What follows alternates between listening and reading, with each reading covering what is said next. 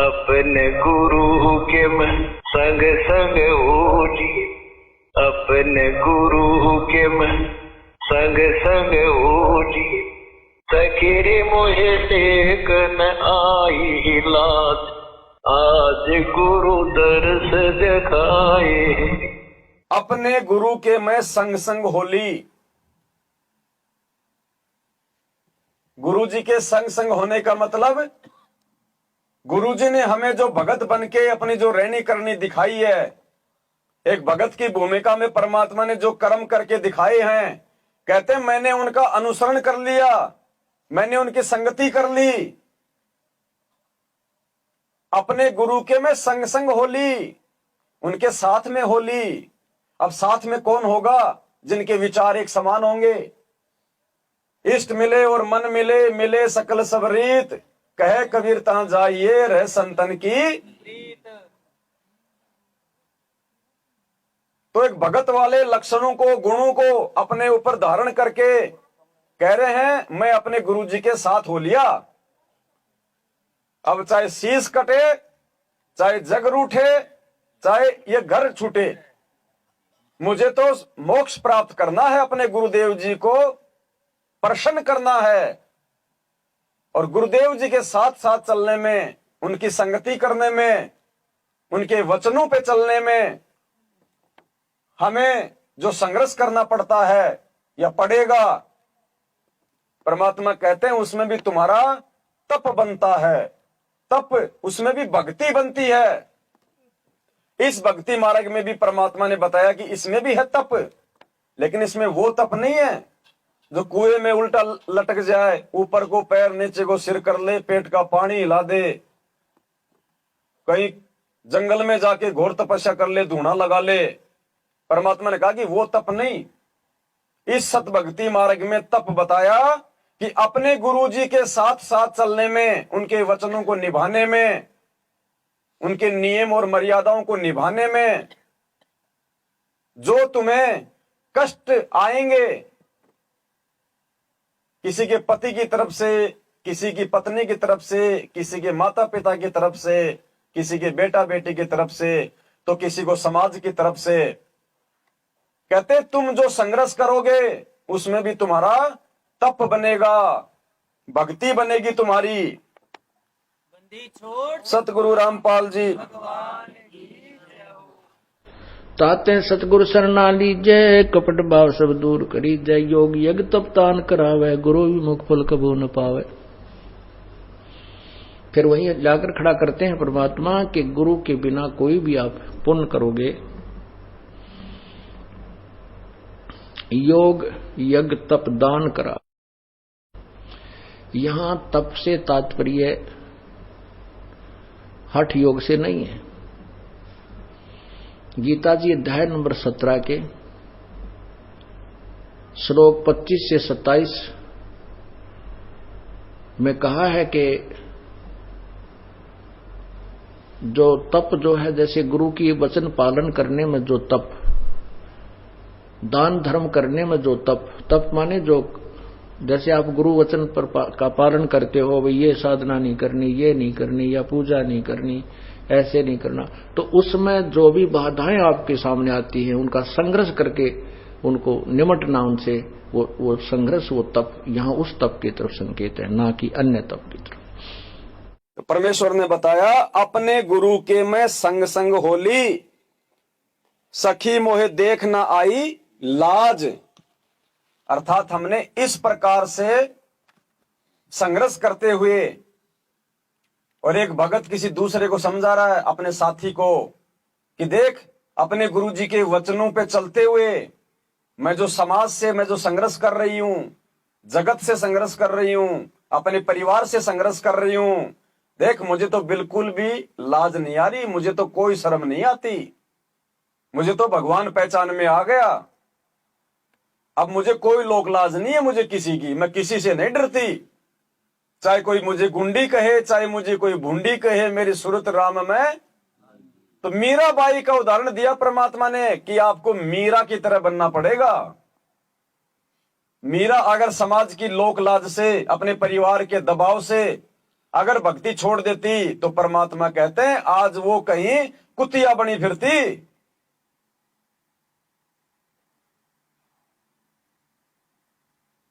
तो सखीरी मोहे देख न आई लाज, कि देख ये ज्ञान समझ में आने के बाद, ये भगवान समझ में आने के बाद अब मुझे कोई लोक लाज का डर नहीं है। लोक लाज ना कीजिए निर्भय हो रहिए, जय मन चावे राम को तो दासा तन धरिए। और परमात्मा कहते हैं कुल करनी के कारण हंसा गया बिगोए, जब यो कुल के कर लेगा जब तू चार पाया का गधा होए। जब जानवर बन जाएंगे तब ये लोकलाज कहां जाएगी। कुत्ता कुत्ती बन के नंगे घूमेंगे मार्केट में, तब वो शर्म कहां जाएगी। जो आज गुरुजी के सत्संग सुनने में, उनकी आज्ञा का पालन करने में आज तो शर्म आती है। गहने उतार दूंगी तो मेरी सासू क्या कहेगी, आड़ोसी पाड़ोसन मुझे क्या कहेंगी, हे तेरा पति के मर गया, तू ऐसे कैसे विधवा की तरह रह रही है, तूने तो ढंग का खाना पीना भी छोड़ दिया, तो ये चड़कीले भड़कीले वस्त्र भी नहीं पहनती है, अरे कम से कम नाक में तो डाल ले छोटा सा। तो इस प्रकार से काल हमारे को विचलित करवाएगा। और परमात्मा कहते हैं जो उनकी लोकलाज में नहीं आएगा, जो उनकी बातों में नहीं आएगा, कहते हैं वो हमारे देश जाने के लायक बनेगा। हमारी बोली वो लहे जो देसी मारा। तो सखीरी मोहे देख न आई लाज, कि देख मुझे तब कोई शर्मा शर्मी नहीं है किसी की। रिश्तेदार क्या कहेंगे, बाढ़ में जाओ रिश्तेदार, समाज वाले मुझे क्या कहेंगे, मेरी सासू क्या कहेगी, मेरी ननद क्या कहेगी, ये तो क्या दो तीर देने के भी लायक नहीं है, कहती रहेगी। हमने तो गुरु वचन की पालना करनी है, हमने बाहर नहीं चढ़ाना। अब आजा तेरी इज्जत करेंगे, बढ़िया खिलाएंगे पिलाएंगे, लेकिन देंगे कुछ नहीं भाई। ये लेन देन का झंझट समाप्त करना है। एक लेवा एक देवा दूतम, कोई किसी का पिता नहीं पुतम। ऋण संबंध जुड़ा सब नाता, अंत समय सब बारा बाटा। तो हमने गुरुजी के प्रत्येक वचन को अपने जीवन में लागू करना है, मीराबाई की तरह। ये उदाहरण परमात्मा ने हमारे को इसीलिए दिए हैं।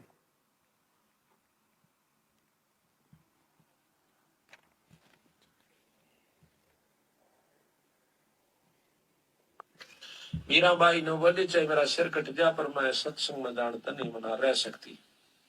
हम तो थोड़ी सी आठ को मान करके भी सत्संग से विमुख हो जाते हैं, ना हमें, लेकिन थोड़ा सा हिम्मत करनी पड़ेगी। किसी युग में कर लियो या करे सदेगी, करे सरेगा, चाहे इस जन्म में कर लियो, चाहे फिर कभी जन्म और कोई भक्ति का सूत बैठ जाए तो फिर कर लियो। करना पड़ेगी हिम्मत, जैसे मीराबाई ने करी।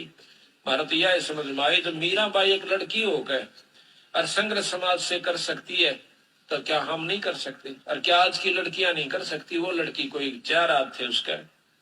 मैं बात समझ में आएगी है, समझ में आ जाओ सारा कुछ कर सकता। पर कबीर साहब का मार्ग और आसान है, वो तो घर में रह के समझ में आ सकती है, बाहर छोड़ कर जान की हो सकता नहीं है। पर इतनी लगन लगानी पड़ेगी, लगन लगानी पड़ेगी। और लगन कब लगेगी? जब हम अपने गुरुजी की पहचान कर लेंगे। और जिसको अपने गुरु की पहचान हो गई, गुरु की पहचान होगी ज्ञान समझ में आने के बाद, और उसके बाद में कोई लोकलाज नहीं, फिर कोई शर्मा शर्मी नहीं, कोई मर्यादा टूटेगी ही नहीं। जिसको ये भगवान समझ में आ गया, जिसको सृष्टि रचना समझ में आ गई, जिसको काल भगवान का ये विधान समझ में आ गया कि भैया ये जो 21 ब्रह्मांड हैं, ये सतलोक की जेल है। जैसे यहां पे कोई आदमी कोई अपराध करता है तो उसको जेल में भेज दिया जाता है ना, ऐसे ही सतलोक में जब जीव गलती करता है तो परमात्मा ने ये 21 ब्रह्मांड एक जेल बना रखी उसको सजा देने के लिए। जब ये चीज समझ में आ जाएगी कि हम तो सजा काट रहे हैं, सजा भोग रहे हैं, ये खुली जेल है ये, इसलिए हमें लगता है कि हम लोग आजाद हैं। परमात्मा ने बताया कि जब तुम्हें ये काल भगवान का लोक जेल दिखाई देगा ज्ञान आधार से, तब तुम जेल से बाहर निकलने का प्रयास करोगे। और जिस आदमी को जेल से बाहर निकलने का प्रयास करना होता ना, फिर वो किसी चीज की परवाह नहीं करता। फिर वो जो कहेगा सामने निकालने वाला उसकी हर बात मानेगा फिर वो। तो इस प्रकार से परमात्मा ने हमें मीराबाई का उदाहरण भी दिया, और इस जेल से बाहर निकलने के लिए, परमात्मा की मर्यादा निभाने के लिए संघर्ष करते हुए मालिक ने उदाहरण दिया कि जिन महापुरुषों के आज आप नाम सुनते हो, आदर से लेते हो, उन्होंने ऐसे ही परमात्मा नहीं पाया। और पुण्यात्माओं, आज तक उस मीराबाई का भी मोक्ष नहीं हुआ जो इतना संघर्ष करके चली गई 500 वर्ष पहले। उस मीरा का भी आज पुनर्जन्म, मुक्ति बोध, पेज नंबर 212 और 13 पढ़ लेना, सबके घरों में होगा। परमात्मा ने स्पष्ट लिखा हुआ है कि मीरा का वर्तमान में फिर से जन्म होगा। बताओ, इतना संघर्ष कर गई उस समय और फिर भी मोक्ष नहीं। क्यों? सिर्फ एक कमी थी, गुरुजी को नहीं पहचाना। बस उन्होंने भगवान नहीं माना। और इसी कमजोरी को दूर करवाने के लिए आज परमात्मा ने शिक्षा दी है, शास्त्रों से प्रमाण दिखाए हैं, और बची कुची कसर निकालने के लिए ये साध संगतियां रखवा दी। पर उन आत्माओं ने भी कितना संघर्ष किया। परमात्मा कहते ध्रुव पिटया, प्रहलाद पिटया, 650 साल पहले हमारे बंदी छोड़ पिटे, और आज हमारे सतगुरुदेव जी को देख लो। तो हम कैसे भाई साहब यारी, रिश्तेदारी, दोस्ती निभाते निभाते पार हो जाएंगे? हम कैसे काल को और उसके जीवों को, यानी अपने रिश्तेदारों को, जगत वालों को, यार दोस्त और मित्रों को खुश करते हुए पार हो जाएंगे? तोड़नी पड़ेगी, चाहे आज तोड़ लो, चाहे 10 दिन बाद में तोड़ लेना। तोड़नी पड़ेगी, सबसे तोड़ एक संग जोड़नी पड़ेगी परमात्मा के साथ, गुरुदेव के साथ। ऐसे और भी बहुत से भक्त बताते हैं, ऐसे ऐसे व्याधि चलन लग गया। तो 100 का नोट पाया। एक माई कह रही थी जी, मैं पति तो नाम नहीं ले रहा, बाधा भी करता था। समागम आ गया, करौथे आश्रम में जब हम सत्संग करते थे, तो मैंने अपने पति से कहा कि मैं सत्संग में जाऊंगी, मैंने 100 रुपये दे दे। ये 10 वर्ष पहले, 8-9 वर्ष पहले की बात है। वो कहने लगा, मैं तेरे को चवन्नी नहीं दूं, और तू तीसरे दिन झोला ठावे और वहां चली जाती है। वो कहने लगी, मैं कोई गलत जगह जाती हूँ। 60-65 साल की उम्र की बुढ़िया थी, और तेरे बेटे जाने लग रहे वहां पर। बेटे तो अपनी कमाई करे, वो ले जाते हैं किराया। मैं किराया मान ले उनसे मांग भी लूं तो नखरे करता है, क्योंकि बेटे अलग हो रहे हैं, उनसे थोड़ा द्वेष रखता है। उनसे कैसे ले लेगी, वहां जाओ भी नहीं। तो उसने कहा कि मुझे 100 रुपये दे दे। मैं बोला कति नहीं जान दूं, और जाके दिखाइए आज तू। तो नहीं, मैं पैसा किराया दूं नहीं, तू जागी कैसे? तो वो कहने लगा, मेरे द्वारा पैसा को ना। फिर आखिर में ये बहाना मिला उसने कि मेरे द्वारा 100 रुपये को नहीं। वो क्या कहती है उसकी पत्नी कि मैं तो बैठकर रोने लगी, जहां पूजा स्थल है रोने लगी है भगवान, देख कौन बनी। हम एक दूसरे के ऐसे बांध रखे हैं कि हम इनसे अब अपने भगवान के दरबार में भी नहीं जा सकते। आखिर में कहने की मैंने ये सोच लिया कि मैं अभी चाहती हूँ किसी पड़ोसन पर मांग मूंग कर मैं जाऊंगी।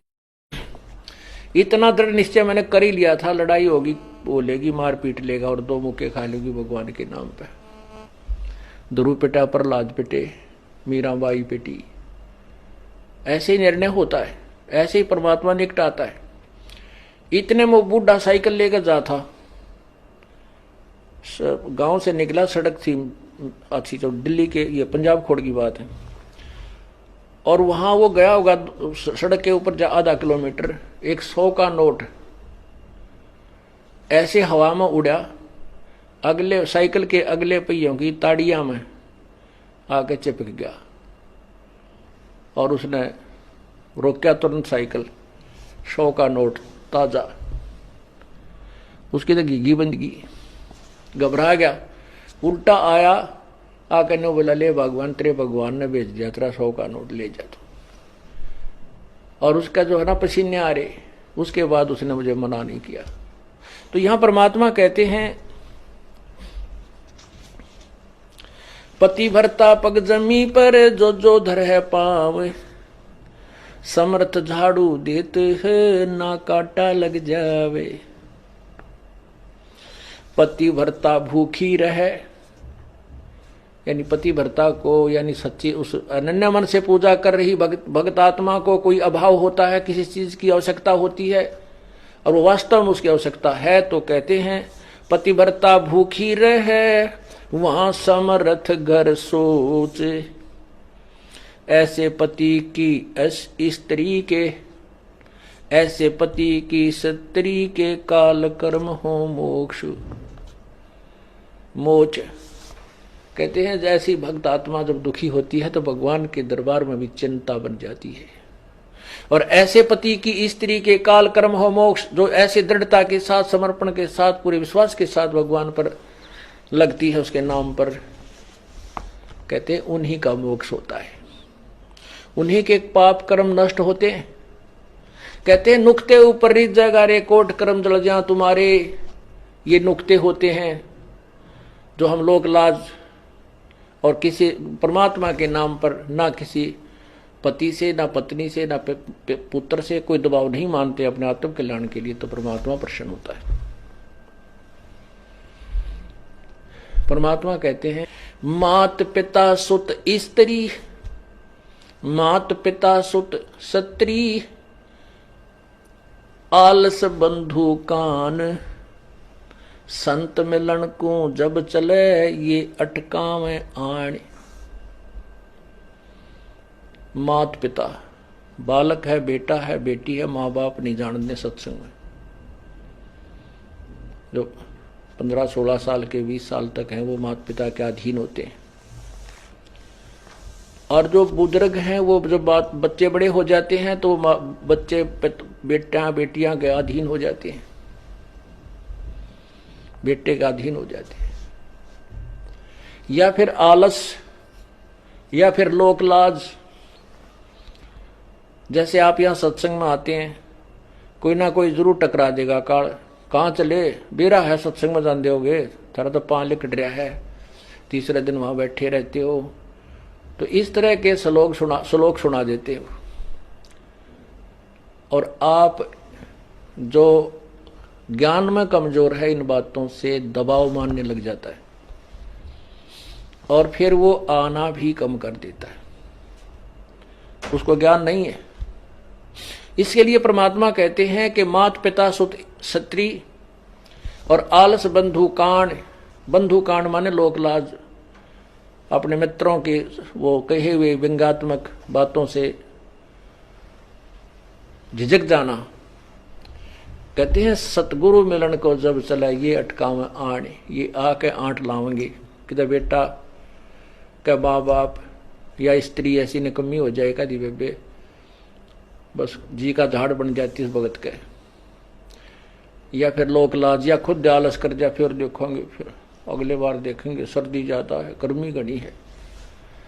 इनका अटकाया ना अटके जो सतगुरु दर्श को जाए, कहे कबीर सो संत है भाई आवागमन निसावे। कहते नुक्ते ऊपर रीत जगह। ऐसे हम थोड़ी बहुत भगवान के लिए पापिटिया करेंगे, संघर्ष करेंगे तो हमारे निकट आएगा।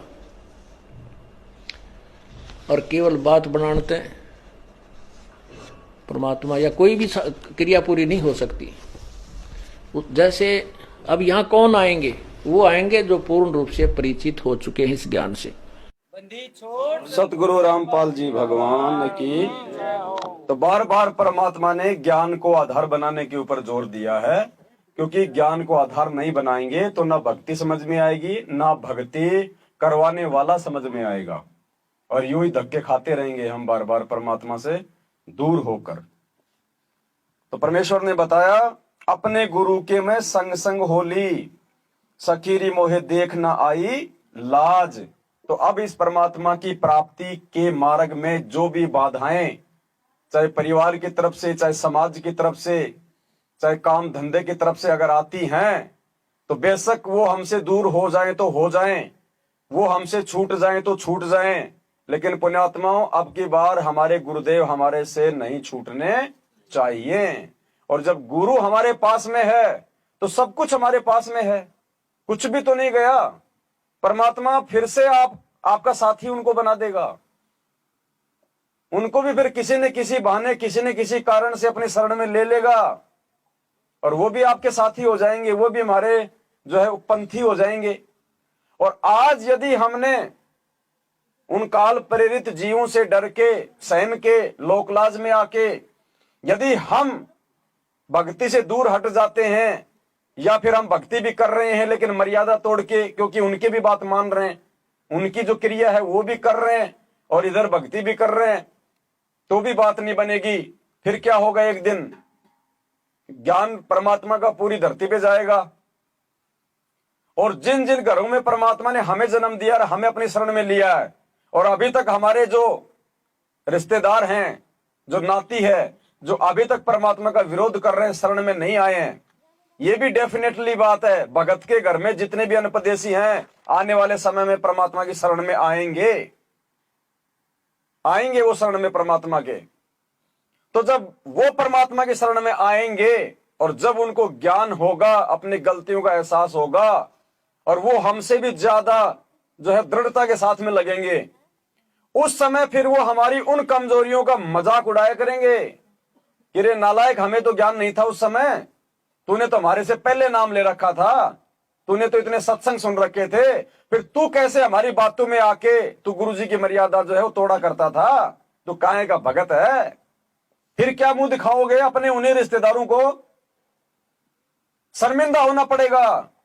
और आज यदि हम दृढ़ रहेंगे, माँ बाप यदि भक्ति ना करने दे, कह दे कि नहीं निकल जा, तेरा जमीन में कोई हिस्सा नहीं है, कोई प्रॉपर्टी में हिस्सा नहीं है, तो माता पिता को हाथ जोड़कर प्रेम से कि माता जी, जब आपके पेट में था तब मुझे नहीं पता था बाहर का कि मेरे हिस्से में जमीन कितनी आएगी, मकान कितना आएगा।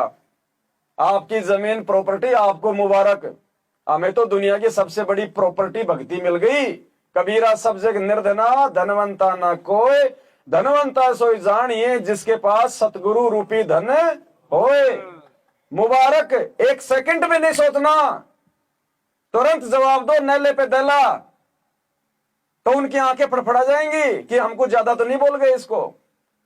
क्योंकि काल का प्रथम दाव है डराना, वो डराएगा, वार नहीं कर सकता भगत के ऊपर, अगर मर्यादा में है तो वो डराएगा। जैसे हाथी के ऊपर कोई व्यक्ति बैठा है तो गुरुदेव कहते हैं वो भौंकेंगे, माहौल ऐसा बना देंगे कि बस खाए खाए, लेकिन हाथी के सवार की पहुंच उनसे बहुत दूर होती है। अगर खुद ही अगर डर के हमारे नीचे उतर गया फिर तो वो पिंडी पाड़ेंगे। तो कल को हमने अपने उन रिश्तेदारों के आगे शर्मिंदा ना होना पड़े।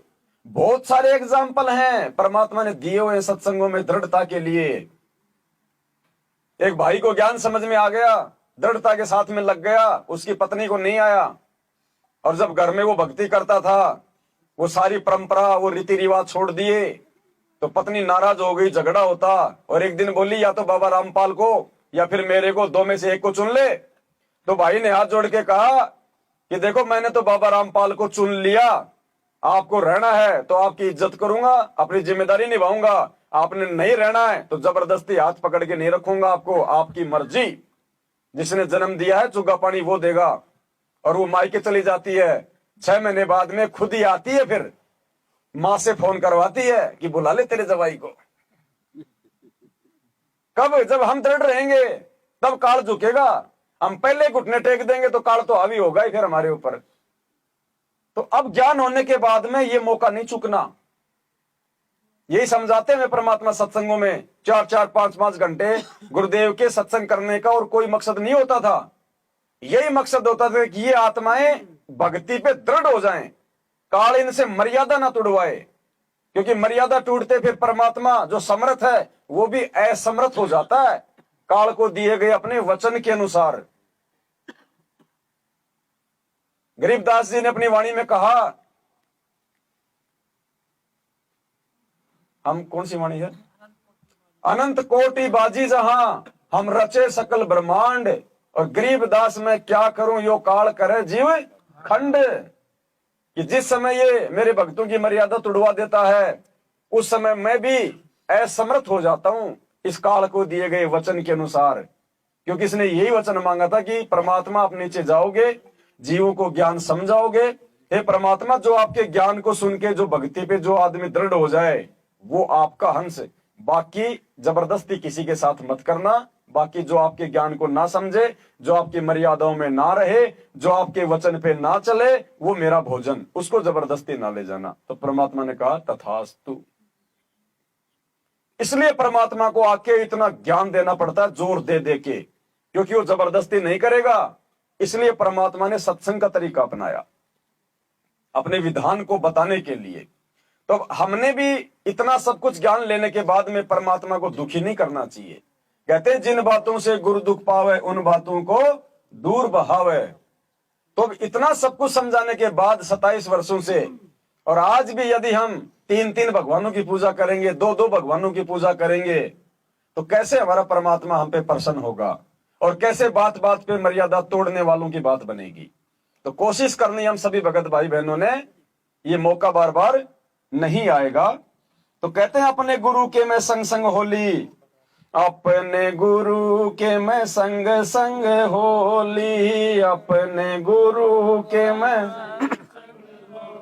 सखीरी मोहे देख न आई लाज, आज गुरु दर्श दिखाए री, सखीरी मोहे देख न आई आज गुरु दर्श दिखाए री, सखीरी मारे जगे पूरब ले भाग, आज गुरु दर्श दिखाए री, सखीरी मारे जगे पूरब ले भाग, आज गुरु दर्श दिखाए।